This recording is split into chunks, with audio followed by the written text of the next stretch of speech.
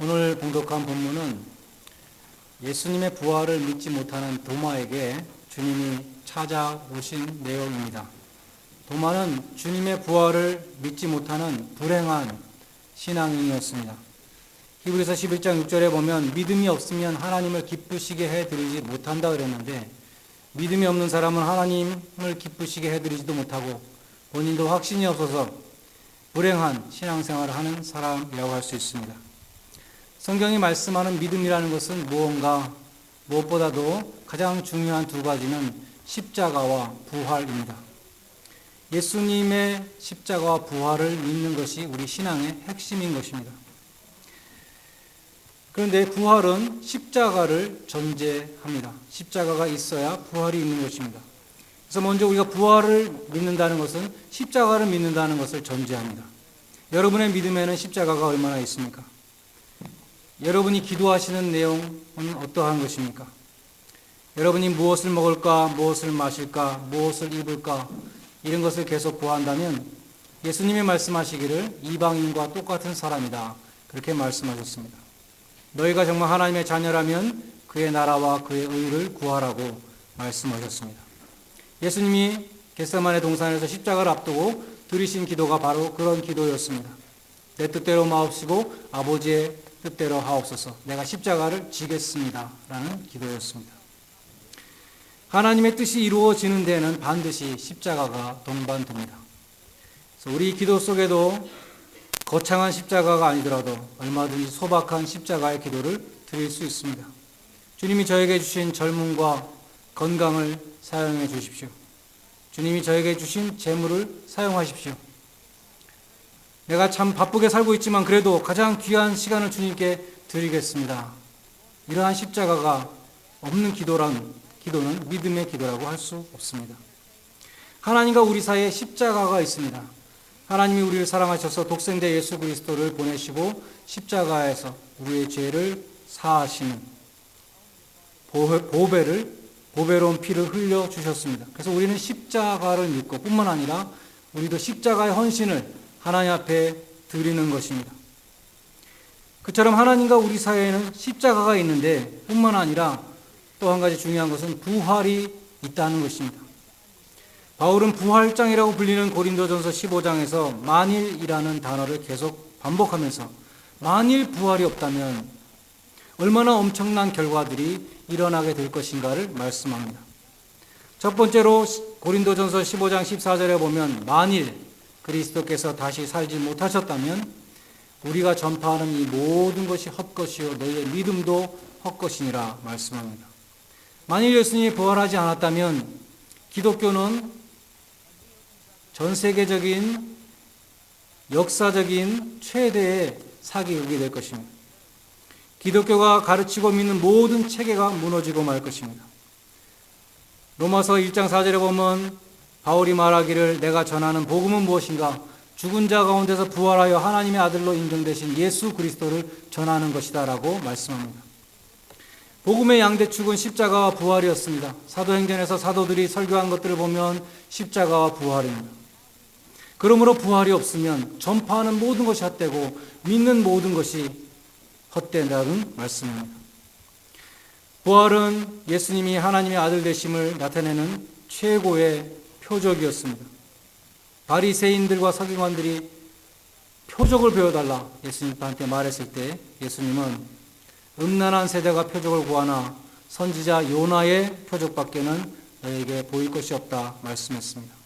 요나가 밤낮 사흘을 큰 물고기 안에 있었던 것과 마찬가지로 인자도 밤낮 사흘을 땅속에 있으리라.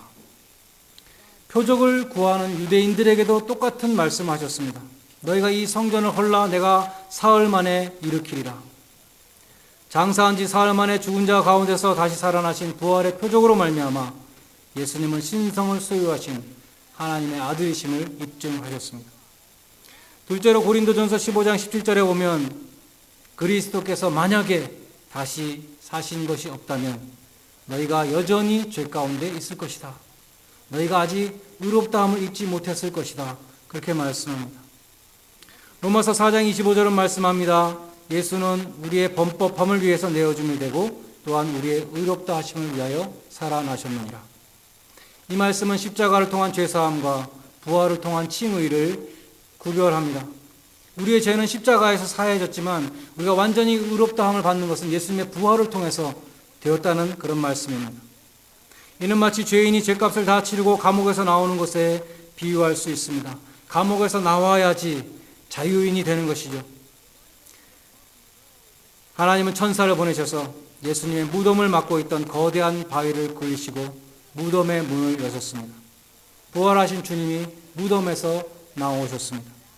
이로써 예수를 믿는 자들마다 의롭다 하심을 입고 죄인의 신분을 온전히 면하게 된 것입니다. 셋째로, 만일 그리스도께서 다시 사신 것이 없다면 고린도전서 15장 18절에서 말씀합니다. 그리스도 안에서 잠자는 자들이 다 망할 것이다. 무슨 말씀입니까? 죽은 자들에게 아무런 소망이 없다는 것입니다. 지금 무덤 속에 있는 자들에게 아무런 소망이 없을 것이다. 부활이 없다면 이미 떠나간 사랑하는 부모님들을 우리가 다시 볼 수 있는 소망이 없을 것입니다. 부활이 없다면 하나님이 먼저 데려가신 사랑하는 사람들을 다시 볼 수 없을 것입니다. 그러나 예수님이 부활의 첫 열매가 되셨기 때문에 예수를 믿는 자들은 주님께서 재림하실 때 무덤 속에 있는 자들이 혹은 죽은 자들이 천사장의 소리와 하나님의 나팔 소리로 주님께서 강림하실 때 그리스도 안에서 죽은 자들이 일어날 것이요, 부활의 첫 열매가 되신 예수님에 따라 부활하게 될 것입니다. 마지막으로 부활이 없다면 고린도전서 15장 19절에 보면 모든 사람들 가운데 예수 믿는 사람들이 제일 불쌍한 사람들이다, 그렇게 말씀합니다. 바울은 복음을 전하기 위해서 말로 다 할 수 없는 많은 고생을 했습니다. 여러분도 예수를 믿기 때문에 많은 헌신과 희생을 했습니다. 그런데 만약 부활이 없다면, 만약에 이 생이 전부라면 우리는 얼마나 헛된 고생을 하는 것인가? 나는 얼마나 불쌍한 사람인가? 바울은 말하는 것입니다. 현재의 고난은 장차 나타날 영광에 비교할 수 없다는 그 말씀이 무효가 된다면 우리는 허탄한 절망에 빠질 것입니다. 그러므로 기독교 신앙이란 예수님의 십자가와 부활을 믿는 것이 핵심이고, 십자가와 부활을 믿지 못하는 사람은 크리스찬이 아닌 것입니다. 그런데 도마의 고민이 무엇이었습니까? 도마는 부활하신 주님을 내가 눈으로 보고 손으로 만져보기 전에는 믿지 못하겠다. 그것이 도마의 고민이었습니다. 도마의 말에는 의심을 넘어선 불신이 엿보입니다. 내가 그 손에 못자국을 보며 내 손가락을 그 못자국에 넣으며 내 손을 그 옆구리에 넣어보지 않고는 믿지 아니하겠노라. I will not believe. 의지적인 불신이 있었습니다. 오늘 본문은 그러한 도마의 불신앙에도 불구하고 예수님이 다시 찾아오신 은혜를 증언합니다. 도마가 불신앙을 스스로 해결한 것이 아니라 그의 불신앙에도 불구하고 주님이 다시 찾아오셔서 나의 주, 나의 하나님이십니다 라는 위대한 신앙 고백을 받으셨습니다. 그러나 주님은 도마에게 말씀하셨습니다. 네가 나를 본고로 믿느냐? 나를 보지 않고도 믿는 자들은 복되도다. 히브리서 11장 1절에 유명한 믿음의 정의가 있습니다. 믿음이란 무엇인가? 보지 못하는 것을 믿는 것이다 라고 정의합니다. 육신의 눈으로 볼 수 없는 것을 믿는 것이 믿음이라는 것입니다. 우리는 하나님을 본 적이 없지만 하나님을 믿습니다. 성경을 믿는 것입니다. 베드로전서 1장 8절 9절에 보면 너희가 예수를 보지 못하였으나 사랑하는도다 말씀합니다. 이제도 예수를 보지 못하나 믿고 말할 수 없는 영광스러운 즐거움으로 기뻐하나니 믿음의 결국 곧 영혼의 구원을 받으리라. 예수님도 우리가 보지 못하지만 믿고 사랑한다라고 말씀합니다. 세상 사람들은 보는 것만 믿습니다. 그래서 전도를 하면 하나님이 어디 있느냐? 하나님을 보여주면 믿겠다. 그렇게 말하는 사람들이 있습니다. 예수님은 도마에게 말씀하셨습니다. 보지 않고도 믿는 자는 복되도다. 사실 우리의 눈이 얼마나 부정확합니까? 너무 작은 것도 못 보고 너무 큰 것도 못 봅니다. 너무 가까운 것도 못 보고 너무 멀리 있는 것도 못 봅니다. 또 눈은 많은 착각이 있죠. 똑같은 선도 화살표를 이렇게 할까 아니면 또 이렇게 하는 게 따라서 짧게 보이고 길게 보이고 그렇습니다. 사람을 보는 눈도 마찬가지입니다. 어떤 사람은 척 보면 안다고 큰 소리 치는데 믿는 도끼에 발등 찍히는 적이 얼마나 많이 있습니까? 우리의 눈은 믿을 수 없습니다. 우리의 귀도 믿을 수 없습니다. 전에 사택에 오랫동안 지붕과 천장 사이의 그 공간에 쥐들이 뛰어다녔습니다. 그래서 밤에 그 쥐들이 달리는 소리 때문에 잠을 깰 때가 있었습니다. 이 쥐들이 새끼를 낳으면 아주 작은 타이니한 생쥐들이 어디론가 구멍을 타고 내려와서 방 안에 걸어다니는 적도 있었습니다. 뿐만 아니라 에어컨이 안 나와서 기술자를 부르니까 쥐들이 전선을 갉아먹어서 전선이 끊어졌다는 것입니다.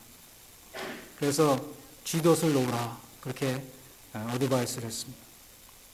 한국에서 어렸을 때 쥐덫으로 쥐 많이 잡았습니다.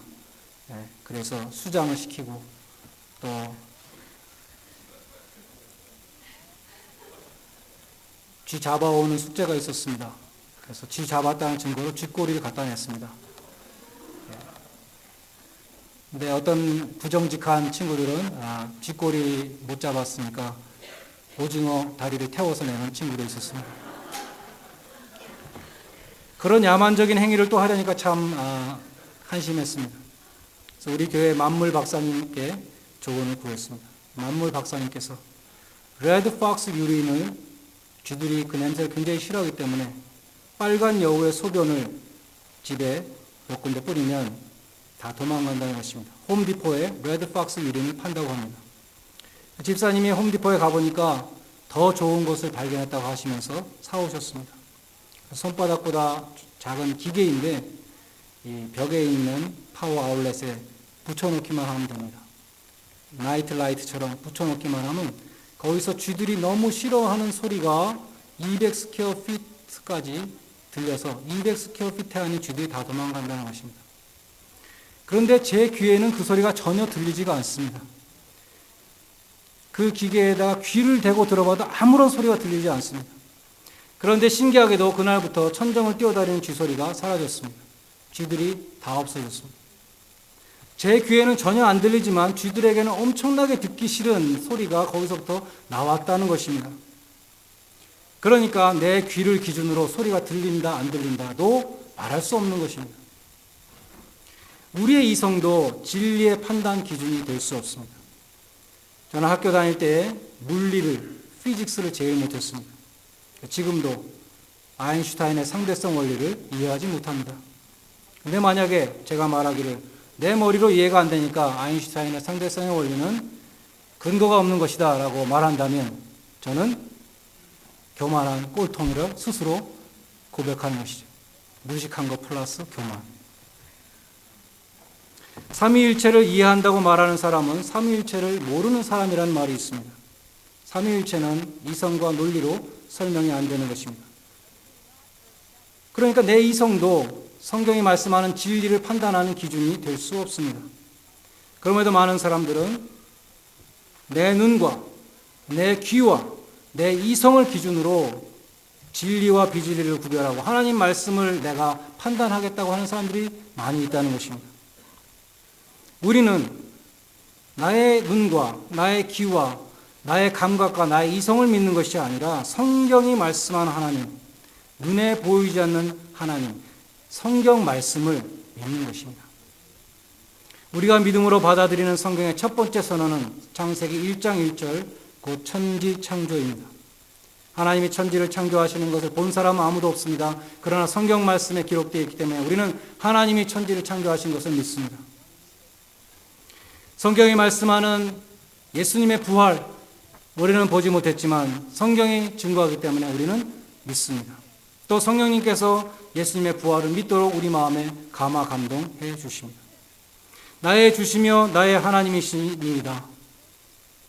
눈으로 보기 전에는 믿을 수 없었다는 도마, 믿지 않겠다는 도마가 My Lord, My God이라고 고백했습니다. 당신은 나의 주님이시고 나의 하나님이십니다. 예수여 당신은 나의 주님이시니 내가 주님을 섬기겠습니다. 예수여 당신은 나의 하나님이시니 내가 경배하겠습니다. 라고 고백했습니다.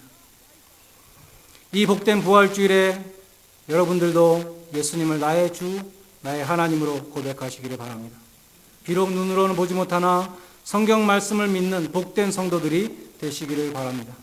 그래야 믿음의 결국 곧 영혼의 구원을 받으시고 천국에서 주님의 못 박히신 그 손과 옆구리를 보며 부활의 주님, 천국에서 영광 중에 만나는 복된 성도들이 다 되시기를 주님의 이름으로 간절히 축원드립니다. 기도하겠습니다.